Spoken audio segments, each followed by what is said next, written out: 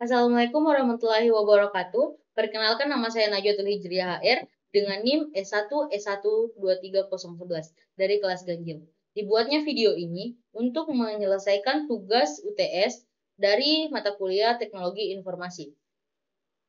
Nah, di sini saya akan menjelaskan tentang bagaimana sih cara menyelesaikan setiap nomor dari soal yang diberikan. Sebelum kita mengetahui keempat komponen utama yang ada dalam CPU, kita harus mengetahui dulu apa sih CPU itu. Nah, CPU atau Central Processing Unit adalah komponen keras dan perangkat hardware pemproses data utama dalam sebuah komputer. Ini sangat berperan penting untuk mengontrol sistem dan menjalankan setiap program yang ada dalam komputer. CPU juga disebut dengan otak kecil dari sebuah komputer atau mainboard. Nah, 4 komponen utama yang ada dalam Central Processing Unit atau CPU. Yang pertama ada unit control atau control unit. Unit control ini bertanggung jawab mengontrol operasi dan koordinasi seluruh komponen CPU. Fungsinya adalah menginterpretasikan instruksi-instruksi yang diberikan oleh program dan mengatur aliran data di antara komponen-komponen CPU lainnya. Nah, maksud dari control unit ini berfungsi untuk membantu instruksi-instruksi yang diberikan oleh program dan mengatur aliran data di antara komponen-komponen CPU lainnya. Yang kedua ada unit aritmetik dan logika atau ALU. Dilihat dari judulnya, unit aritmetika dan logika bertanggung jawab untuk melakukan operasi aritmetik seperti penjumlahan, perkalian, dan pembagian. Adapun juga operasi logika seperti AND, OR, dan NOT. Dan yang ketiga ada register. Register di sini adalah tempat penyimpanan internal yang digunakan secara sementara data dan instruksi yang sedang diproses oleh CPU. Yang keempat ada bus data dan bus control. Bus data dan bus control adalah jalur komunikasi yang menghubungkan semua komponen CPU dengan memori dan perangkat input-output eksternal. Bus data digunakan untuk mentransfer data antara CPU, memori, dan perangkat input-output. Sementara itu, bus control mengirim sinyal-sinyal kontrol untuk mengatur aliran data dan instruksi di antara komponen-komponen CPU lainnya.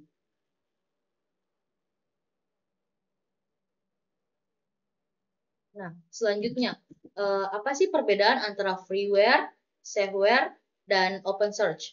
Nah, freeware di sini adalah perangkat lunak yang dapat digunakan untuk didistribusikan secara gratis. Misalnya di sini ada Chrome, Mozilla, dan Google Drive.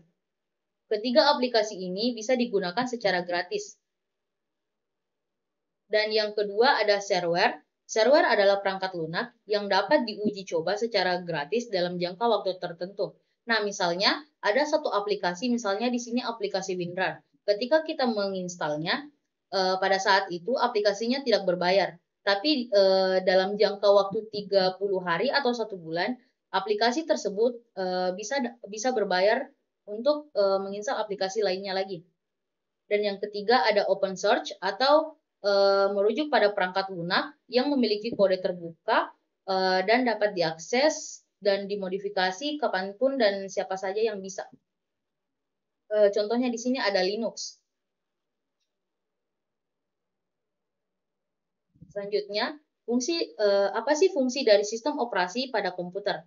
Fungsi sistem operasi sebagai penjaga gerbang yang akan mengawasi siapa saja sih yang dapat masuk kepada sistem komputer. Fungsi sistem operasi sebagai pengoptimal yang akan membuat schedule atas beberapa masukan pengguna, akses basis data, komputasi, keluaran, dan lain sebagainya ya, untuk meningkatkan kinerja sistem.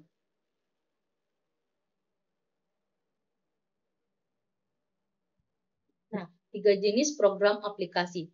Yang pertama itu ada aplikasi produktivitas.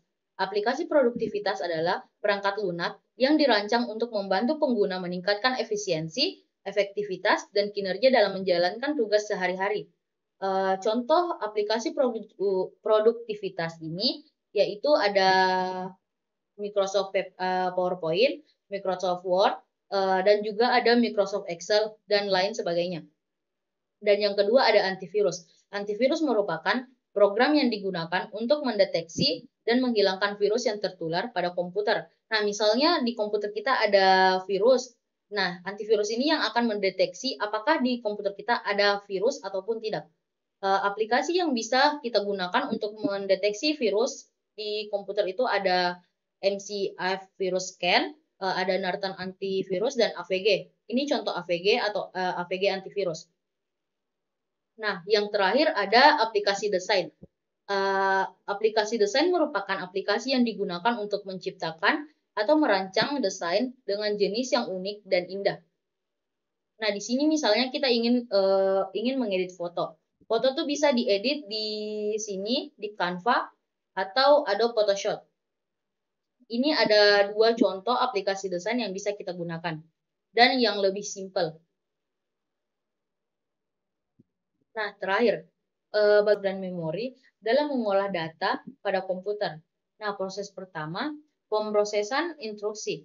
Prosesor bertugas untuk mengambil instruksi dari memori. Nah, instruksi-instruksi tersebut berisi tugas-tugas atau perintah-perintah yang prosesor akan sampaikan kepada komputer. Nah, instruksi-instruksi tersebut prosesor dapatkan dari memori. Proses kedua ada akses ke memori. Prosesor membutuhkan akses yang cepat dan efisien ke memori untuk membaca dan menulis. Memori menyimpan instruksi-instruksi yang harus dijalankan oleh prosesor serta menyimpan data yang diperlukan dalam proses pemrosesan. Nah, proses ketiga ada transfer data. Prosesor dan memori berkomunikasi melalui saluran data yang disebut bus.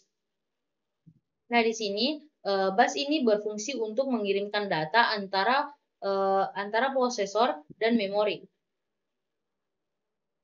Data yang dikirim oleh bus ini itu berbentuk bit atau byte. Selanjutnya, proses keempat, penyimpanan data. Memori berfungsi sebagai tempat penyimpanan data yang sedang digunakan oleh prosesor.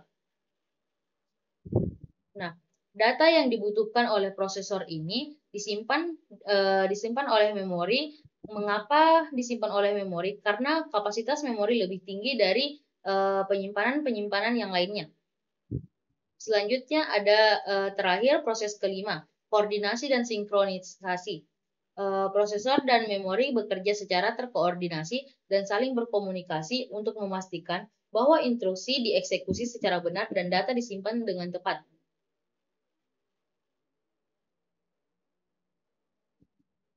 Terima kasih. Sekian tugas dari saya. Wassalamualaikum warahmatullahi wabarakatuh.